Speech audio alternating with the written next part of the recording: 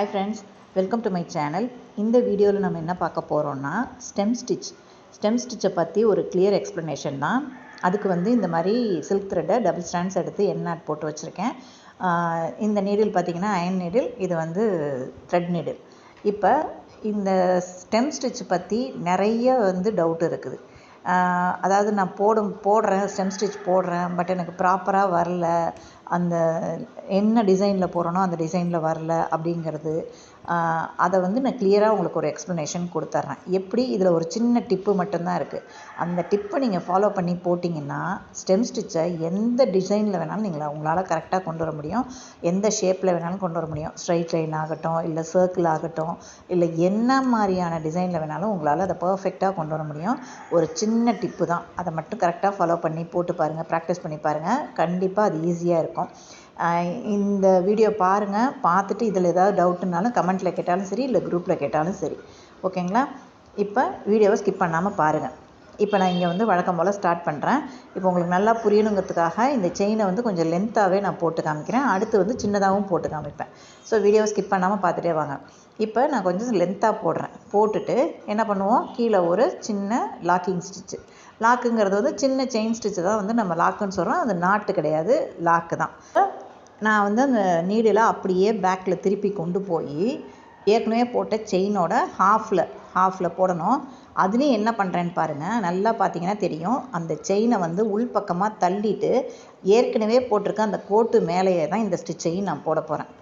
போட்டுட்டு அங்கே ஒரு லாக் போடுவோம்ல, அதையுமே அங்கே தான் போடுறேன். நல்லா தள்ளி காமிக்கிறேன் பாருங்கள். உங்களுக்கு நான் அந்த கோட்டு மேலேயே தான் இந்த ஸ்டிச்சையும் கொண்டு போய் போட்டிருக்கேன்.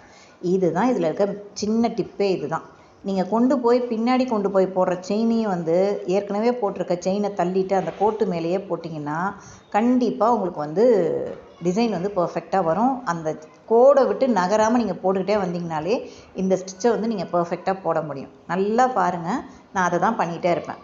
இப்போ திரும்ப ஒரு செயின், ஒரு லாக்கு பேக்கில் கொண்டு வரேன். செயினை லைட்டாக தள்ளிட்டு அந்த இடத்துல ஒரு செயின் போட்டு ஒரு லாக்கு, குட்டி லாக் ஒன்று போட்டுட்டு திரும்ப நீடில் ஃப்ரண்ட்டில் கொண்டு வரேன். இதுதான் ப்ராசஸ். இதை நீங்கள் ஃபாலோ பண்ணிங்கன்னா இதை வச்சே நீங்கள் எல்லா டிசைனுமே போட முடியும், எல்லா ஷேப்பையுமே நீங்கள் போட முடியும். நல்லா பாருங்கள், நான் குத்தியிருக்கிறது அந்த பின்னாடி இருக்க அந்த கோட்டில் தான் குத்தி எடுக்கிறேன். இது மாதிரி வரும்போது உங்களுக்கு அழகாக பின்னல் மாதிரி அப்படியே வந்துகிட்டே இருக்கும். ஒன் சைடு பின்னல் மாதிரியே வரும் இது உங்களுக்கு. இப்போ நீங்கள் த்ரெட்டில் போடுறதுனால இது ஒன்றும் தெரியல, பட் நீங்கள் இதே ஜர்தோசியோ பீடோ போடும்போது அட்டகாசமாக இருக்கும் இந்த ஸ்டிச்சு பார்க்கும்போதே. ஸோ இந்த ஃபார்முலா நீங்கள் ஃபாலோ பண்ணி போட்டிங்கன்னா தான் உங்களுக்கு நீங்கள் நினைக்கிற டிசைன் கரெக்டாக வரும். இப்போ நம்ம த்ரெட்டில் வச்சு போடுறோம், இதே மாதிரி ஜர்தோசியில் போடுவோம், பீடில் போடுவோம், எதில் வேணாலும் போடலாம். கட் பீடில் கூட போட முடியும். அதனால் அப்படி போடும்போது இந்த மாதிரி உங்களுக்கு கரெக்டான ஷேப் வரணுன்னா த்ரெட்டில் போடும்போதே கரெக்டாக ஃபாலோ பண்ணி போட்டுக்கோங்க. இப்போ நான் பாருங்கள், நல்லா நோட் பண்ணி பார்த்தீங்கன்னா தெரியும், திரும்பி கொண்டு போகிறது அந்த கோட்டு மேலே தான் போகிறேன். எனக்கு அந்த கோடை விட்டு எங்கேயுமே ஸ்டிச்சு வெளியே போகவே இல்லை. இப்போ நான் இதையே தள்ளி போடுறேன்னு வைங்களேன், கோடை விட்டு தள்ளி போடுறேன்னு வைங்க, அப்போ என்ன ஆகுதுன்னு பாருங்கள், ஸ்டிச்சு கொஞ்சம் கொஞ்சமாக ஷேப்பை விட்டு வெளியில் போக ஆரம்பிக்குது இல்லையா? இப்போ நான் போட்டிருக்கேன் பாருங்கள், இந்த 2 ஸ்டிச்சுமே கோட்டில் போடாமல் தள்ளி தள்ளி போட்டு வரும்போது என்ன ஆகும்னா, இப்போ நீங்கள் கொஞ்சம் கொஞ்சமாக கோட்டை விட்டு வெளியில் போயிட்டே இருப்பீங்க. இப்போ இதுக்கும் மேலே போட்டிருக்கிறதுக்கும் கீழே இந்த 2 ஸ்டிச்சு போட்டிருக்கிறதுக்கும் வித்தியாசம் தெரியுதா உங்களுக்கு? இதுதான், இதை தான் நம்ம பண்ணக்கூடாது. ஓகேவா? நான் இங்கேயே கரெக்ட் பண்ணிக்கிறேன்.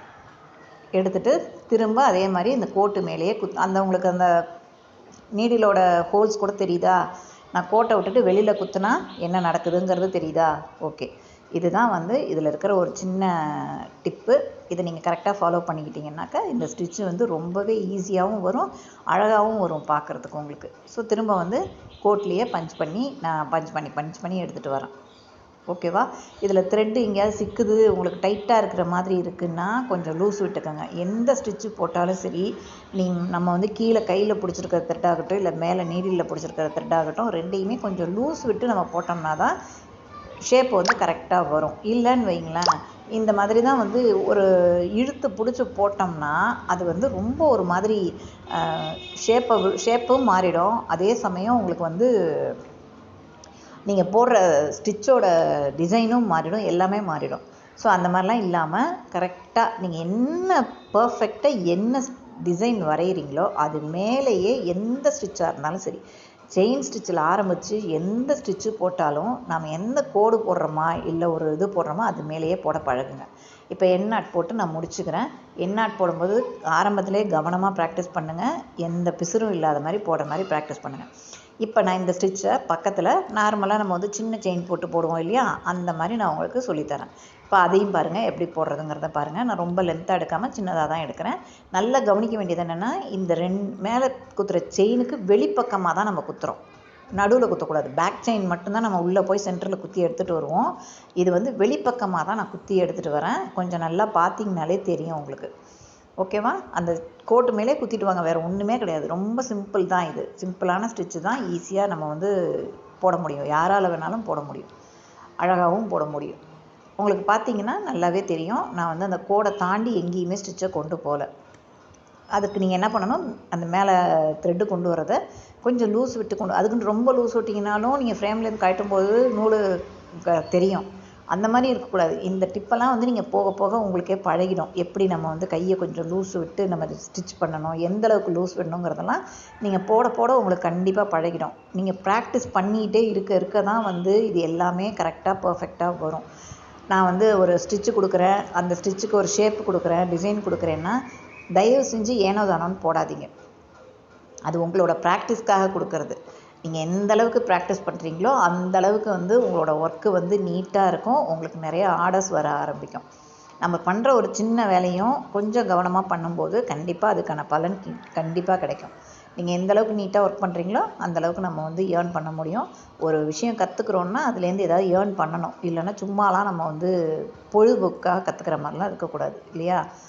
அதனால் என்ன பண்ணுங்கள், கரெக்டாக எந்த ஸ்டிச்சு போட்டாலும் அதை ப்ராப்பராக பண்ணுங்கள். இப்போ என் நாட் போடும்போது ரொம்ப மேலெல்லாம் தூக்க வேண்டாம். அந்த ஃபஸ்ட்டு இருக்கிற இதை அந்த மாதிரி போனீங்கன்னா நூல் சுற்றிக்கும். அந்த மாதிரிலாம் பண்ணக்கூடாது. சும்மா 1 இன்ச் அளவுக்கு மேலே தூக்கிட்டு 2வது நீட் லூப்பை எடுத்துகிட்டு இன்சர்ட் பண்ணி நீட்டில் திருப்பி விட்டிங்கன்னா முடிஞ்சிச்சு. சைமல்டேனியஸாக நீங்கள் கீழே இழுக்கும்போது கீழேயும் இழுக்கணும். அதே சமயம் மேலே இருக்கிற அந்த த்ரெட்டில் நீடில் இருக்க த்ரெட்டையும் விட்டிங்கன்னா தான் அந்த நாட்டு வந்து கரெக்டாக பர்ஃபெக்டாக விழுகும்.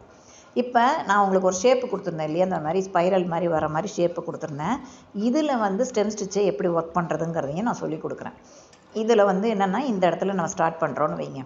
இதுலேயும் அதே தான். நீங்கள் எந்த ஷேப்பாக இருந்தாலும் அந்த கோடு மேலேயே திரும்ப திரும்ப கொண்டு வந்து போடும்போது கண்டிப்பாக இது வரும். இப்போ இதில் இந்த கேர்வ்லலாம் எப்படி போடுறதுன்றதையும் நல்லா பார்த்துக்கோங்க. நான் ஸ்டார்ட் பண்ணி அதே மாதிரி அந்த கோடு, அந்த செயினை லைட்டாக தள்ளிவிட்டு அந்த கோட்டு மேலேயே நான் திரும்ப போடுறேன். ஓகேவா? இப்போ போட்டுட்டு திரும்ப நான் பேக்கில் கொண்டு போகிறேன். இப்போ இந்த இடம் ஓரளவுக்கு ஸ்ட்ரைட்டாக இல்லை. அப்போ நம்ம என்ன பண்ணணும், இப்படி தான் வந்து ஆகும், வேறு வழியே கிடையாது. இந்த கேர்வில் வரும்போது வரும். நீங்கள் ஃபினிஷிங் பண்ணிவிட்டு பார்க்கும்போது பார்த்தீங்கன்னா இது பர்ஃபெக்டாக இருக்கும். உங்களுக்கு இந்த ஷேப்பு டிசைனு கரெக்டாக இருக்கும். நீங்கள் வந்து இதை கிராஸாக கொண்டு போனால், இன்னும் ரொம்ப கிராஸாக கொண்டு போனால் தான் அந்த ப்ராப்ளம் வரும். இப்போ பாருங்கள், நான் போட்டுகிட்டே வர்றேன். இது வந்து உங்களுக்கு நல்லாவே தெரியும். நீங்கள் ஃபினிஷ் பண்ணிட்டு பார்க்கும்போது அதோட ஃபைனல் அவுட்லுக் எப்படி வருதுன்னு பாருங்கள். இப்போ இந்த கேர்வில் எல்லாமே நாம் என்ன பண்ண போகிறோம்னா, இப்படி கொஞ்சம் தள்ளி தான் குத்தணும். குத்திட்டு அங்கே ஒரு லாக்கை போடுங்க. லாக்கை போட்டுட்டு திரும்ப கொண்டு வந்து அந்த கோட்டு மேலேயே குத்துங்க. நீட்டில் பஞ்ச் பண்ணி அந்த இடத்துலையே வந்து திரும்ப இதை எடுக்க வேண்டியதான். ஓகேங்களா? இதே ப்ராசஸ் தான். நான் சொன்னது ஒரே ஒரு ப்ராசஸ்ஸு. அதையே நீங்கள் எல்லா ஷேப்பில் வேணாலும், நீங்கள் வேணால் வேறு ஷேப்பில் வேணாலும் ட்ரை பண்ணி பாருங்கள். ஒரு சர்க்கிள் போட்டு, இல்லை வேறு ஏதாவது ஒரு ஃப்ளவரோட பெட்டலு, எதை வேணாலும் ட்ரை பண்ணி பாருங்கள். இப்போ இதே வந்து ஷார்ப் பேஜஸ்லாம் போடுறோன்னா என்ன பண்ணணும், ஷார்ப்பில் வந்து மேலே ஒரு என் நாட் போட்டுடணும். போட்டுட்டு பக்கத்தில் இருக்கிறது தொடங்கணும். அவ்வளோதான் இதுக்கும் அதுக்கும் உள்ள வித்தியாசம். இப்போ இதையே வந்து கண்டினியூஸாக போட்டுகிட்டே வர வேண்டியது தான். இப்போ இதில் வந்து இந்த ஸ்ட்ரைட் பார்ட் வரும்போது உங்களுக்கு பிரச்சனையே இல்லை. ஸ்ட்ரைட்டாக வரும்போது நீங்கள் நார்மலாக போடுற மாதிரி போட்டுடலாம். அந்த கேர்வ் வரும்போது தான் கொஞ்சம் கவனமாக இதை நம்ம போட்டுகிட்டே வரணும். இப்போ உங்களுக்கு ஃபைனல் லுக் வரும்போது கரெக்டாக இருக்கும். அதே மாதிரி நீங்கள் ட்ரேஸ் எடுக்கிறது லைட்டாக பென்சிலில் தெரிகிற மாதிரி எடுங்க. ப்ளூ கார்பன் யூஸ் பண்ணக்கூடாது. ஒயிட் கிளாத்துக்கு எல்லோ கார்பன், இல்லைன்னா ஒயிட் கார்பன் தெரியாது. டார்க் கலர் கிளாத்தாக இருந்தால் ஒயிட் கலர் கார்பன் யூஸ் பண்ணுங்கள், இல்லை எல்லோ கலர் கார்பன் யூஸ் பண்ணுங்கள். ப்ளூ வந்து யூஸ் பண்ணாதீங்க. ரொம்ப டார்க்காக நீங்கள் வந்து ட்ரேஸ் எடுக்கும்போது அது இந்த மாதிரி இப்போ நான் போட்டிருக்கதே பாருங்கள், அங்கங்கே அந்த பிளாக் கலர் இது தெரியுது இல்லையா, இந்த மாதிரி நம்ம ட்ரேசிங்கில் தெரியவே கூடாது.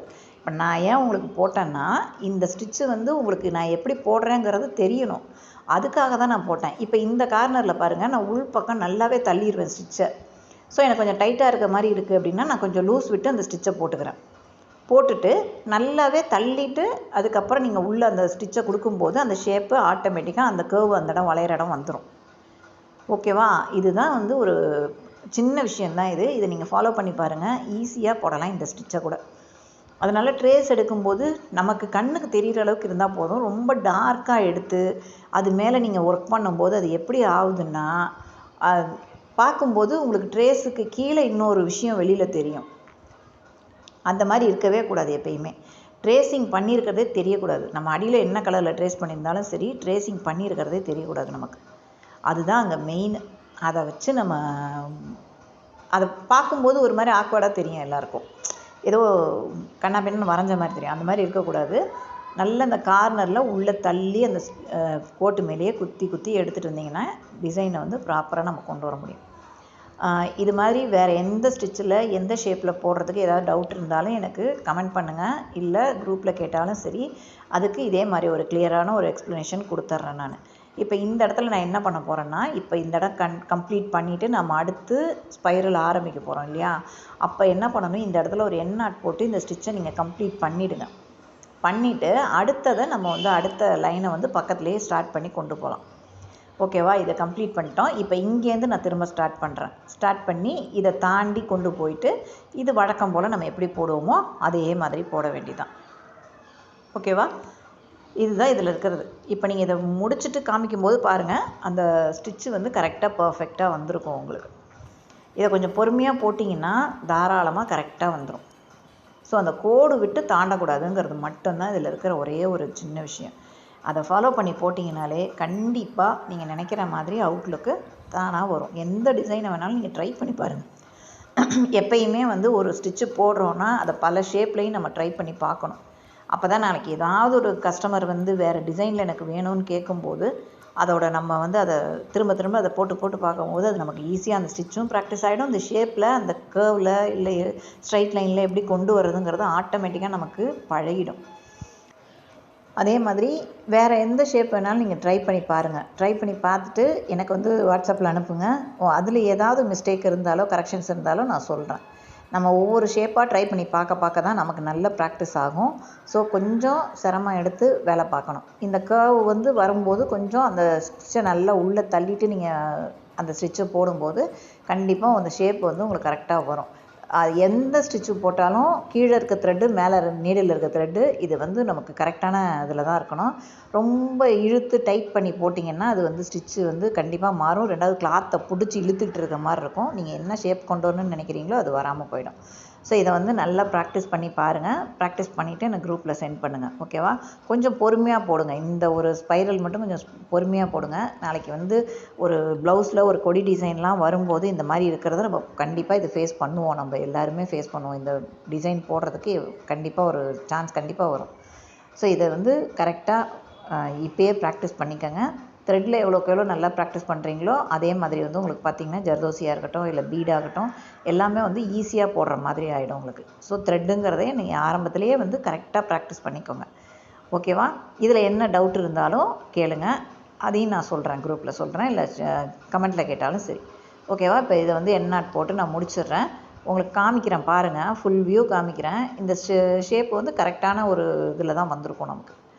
ஸோ இது வந்து சின்ன சின்ன டிப்பு தான். அது நம்ம போட போட நமக்கே பழகிடும். ஒவ்வொரு ஸ்டிச்சும் போட போட நமக்கே பழகிடும். என் நாட் மட்டும் மேலே தெரியவே கூடாது. அந்தளவுக்கு ப்ராக்டிஸ் பண்ணிக்கோங்க. இப்போ அந்த ஷேப் வந்து நான் வரைஞ்ச ஷேப்பு கரெக்டாக கொண்டு வந்துட்டேன்னா எந்த இடத்துலையும் கோடும் சரி அந்த ஸ்பைரலும் சரி எந்த இடத்துலையும் கோட்டை விட்டு வெளியில் போகலை. ஓகேவா? ஸோ இது டார்க்காக போட்டிருக்கிறதுனால இந்த மாதிரி தெரியுது. இந்த மாதிரி டார்க்காக போடக்கூடாது. இந்த ஃப்ரீ கிளாஸில் ஜாயின் பண்ணுறதுக்கு மேலே தெரிகிற வாட்ஸ்அப் நம்பருக்கு மெசேஜ் பண்ணுங்கள், இல்லை கால் பண்ணுங்கள். குரூப்பில் ஜாயின் பண்ணிவிட்டு ஒர்க் பண்ண ஸ்டார்ட் பண்ணிடலாம். ஏதாவது கரெக்ஷன்ஸ் இருந்தால் நான் குரூப்லேயே கிளியர் பண்ணி கொடுத்துருவேன். நம்ம சேனலை சப்ஸ்கிரைப் பண்ணிக்கோங்க, லைக் பண்ணுங்கள், ஃப்ரெண்ட்ஸுக்கு ஷேர் பண்ணி விடுங்க. பெல் ஐக்கானை கிளிக் பண்ணி ஆல்னு நோட்டிஃபிகேஷன் கொடுத்துக்கோங்க. நெக்ஸ்ட் வீடியோவில் நெக்ஸ்ட்டு ஸ்டிச்சில் பார்க்குறேன். தேங்க்ஸ் ஃபார் வாட்சிங்.